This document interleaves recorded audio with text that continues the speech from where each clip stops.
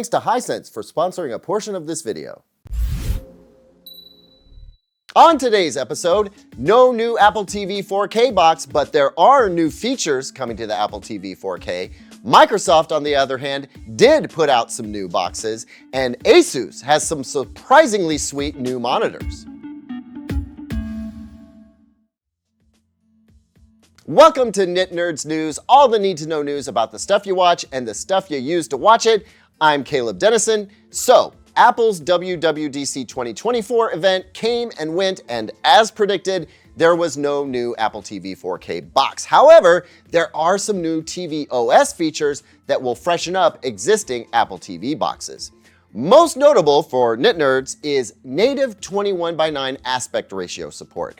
The feature is marketed at projector owners who also have a 21:9 aspect ratio screen, but it could be just as handy for anyone using a 21:9 aspect ratio monitor. Now, instead of seeing a very small image in 16:9, which for 21:9 content means it's presented with both letterbox bars and pillar box bars on the sides, the Apple TV 4K will output 21:9 content in 21:9 aspect ratio, unlocking a massive amount of already existing screen real estate for anyone using a 21:9 screen.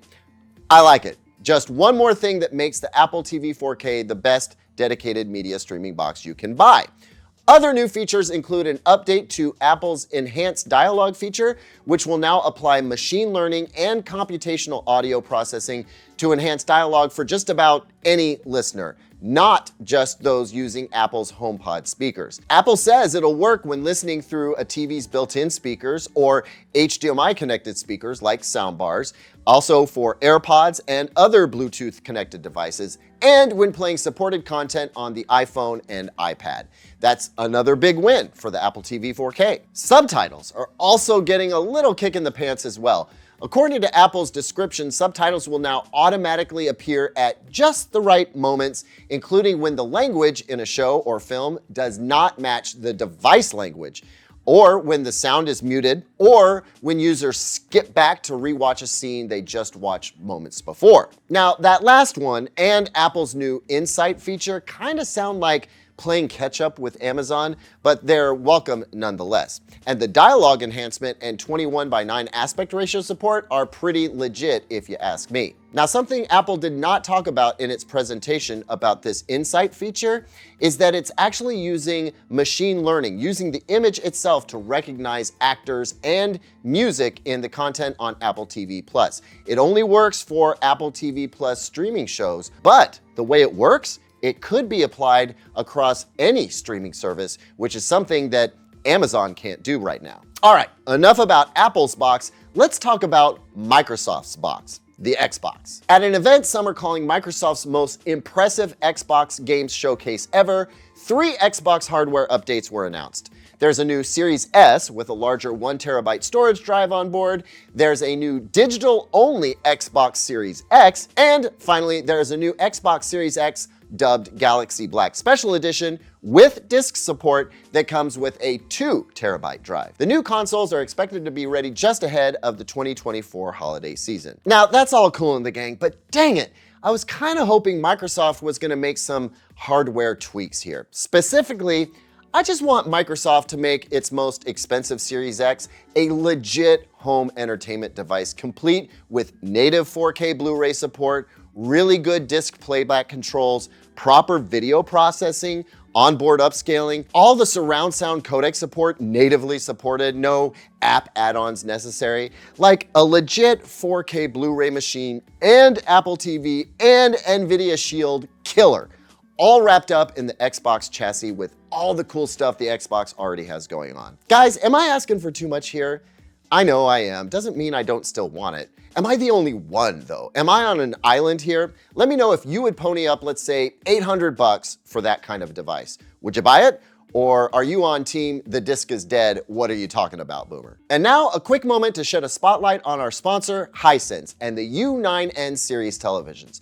I know time can be in short supply, so here's everything you need to know about this amazing TV. If you like the looks of the Hisense U9N, but you want to go even larger and or brighter, That's where the U9N ULED TV comes in.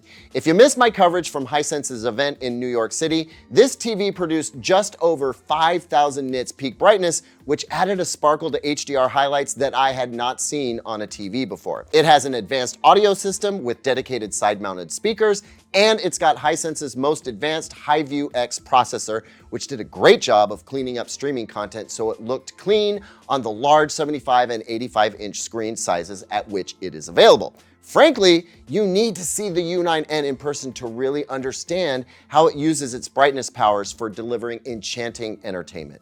I think this TV in particular is going to be a fan favorite for sports thanks to its high brightness, vivid color, and motion resolution. If you'd like to learn more or purchase a Hisense U9N, you'll find links down in the description. Thanks again to Hisense for sponsoring this segment. Next up, computing brand Asus has unveiled some new eye-popping PC monitors, two of which really caught my attention. The first is the new 27-inch Zen screen, which has Google TV built in. It comes with a Google TV remote and a built-in Google Assistant microphone, and honestly, if it had a tuner built in too, it would technically be a TV, according to the US FCC anyway. It has built-in forward-firing 5-watt Harman Kardon licensed speakers as well, but perhaps its most interesting feature is this little shelf on the back that will house a keyboard, mouse, and the aforementioned Google TV remote. Unfortunately for Nit Nerds, the HDMI port it sports is only HDMI 2.0. Equally interesting, at least from a TV nerd's perspective, is a new content creation monitor Asus calls the Pro Art Display. It's a 32-inch 8K mini LED display with over 4,000 local dimming zones, and it's supposedly capable of 1,000 nit sustained brightness, though it's unclear if that is full screen white brightness, with 1,200 nits of peak brightness. It's supposed to be able to cover 97% of the DCI-P3 color space, probably does about 75% or so of the BT 2020 color space, but here's the crazy thing. It comes with a built-in flip-out colorimeter for self-calibration. And Asus says it's capable of a delta E of under 1, which means it is meant to be extremely accurate. Again, probably for content creation and publishing professionals, but man, that is some TV envy type stuff right there. There's also a 27-inch model with slightly different but equally impressive specs if you want to spend a little less as well. That, my friends, sounds pretty amazing. You can learn more about these monitors by clicking on the links we have down in the description. That's it for this episode. Thanks so much for joining us. Slap this video with a like if you enjoyed it. Let me know what kind of stuff you'd like to learn about down in the comments section. Subscribe if you haven't already. I'll see you on the next one. And until then, here's 2 other videos I think you might like.